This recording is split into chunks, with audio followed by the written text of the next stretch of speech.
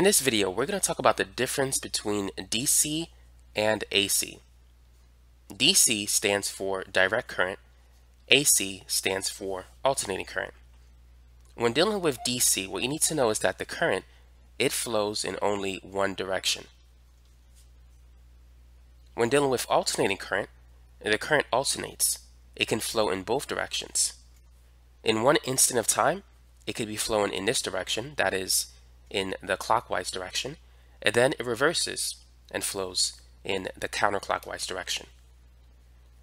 And it changes based on the frequency. In the US, most outlets have a frequency of 60 Hertz, which means that the current changes 60 times in 1 second. The peak voltage of the AC power source in the wall outlet in the US is 170 volts. To calculate the RMS voltage, or the root mean square voltage, it's equal to the peak voltage divided by the square root of 2.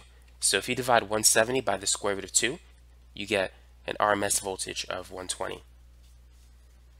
Now, when dealing with direct current, the voltage is relatively constant, which is dependent on the voltage source. Of course, batteries, they lose their energy over time.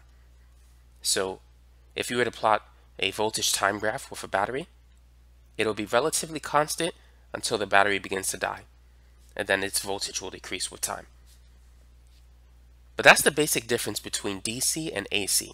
DC stands for direct current, and the current flows in one direction. AC stands for alternating current, but the current is constantly reversing based on the frequency of the AC signal.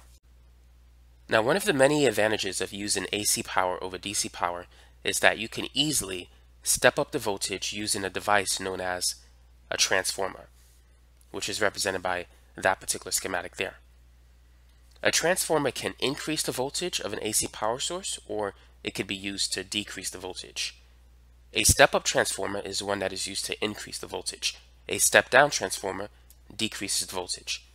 So let's say we have a step-up transformer where the number of coils in the number of turns of wire in the primary coil is 500, and let's say the turns of wire in the secondary coil is 5,000.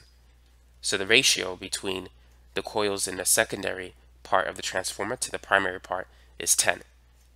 So this particular step-up transformer can increase the voltage by a factor of 10.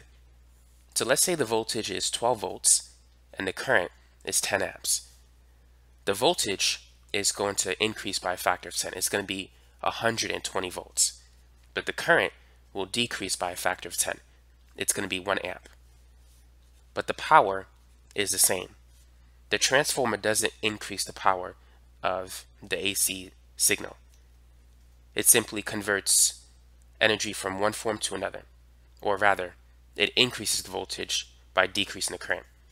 Power is voltage times current. So if we multiply 12 volts by 10 amps, we're going to get 120 watts.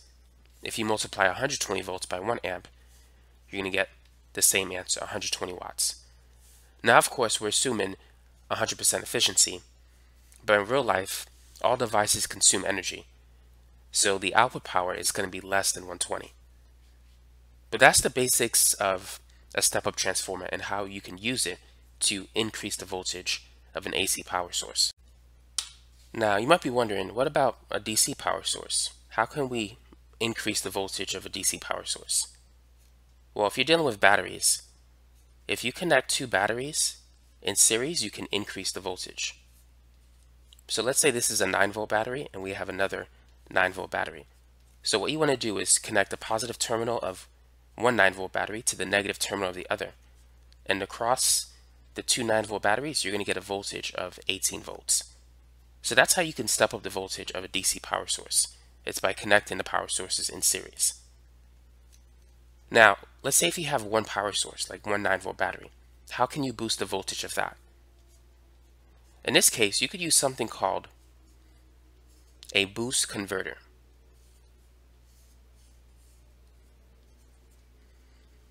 A boost converter is a DC to DC converter. The transformer, you can think of that as an AC to AC converter. The boost converter is designed to step up the voltage of a DC power source. So let's say we have 10 amps of current flowing from this 9-volt battery. So the power is 90 watts. And let's assume 100% efficiency, even though it won't be in a practical circuit, but just to keep the math simple. If this boost converter circuit increases the voltage by 10, the voltage will be 90 volts, but the current will decrease by 10. So the current will be 1 amp. And for those of you who might be interested, here's how you can design a boost converter circuit.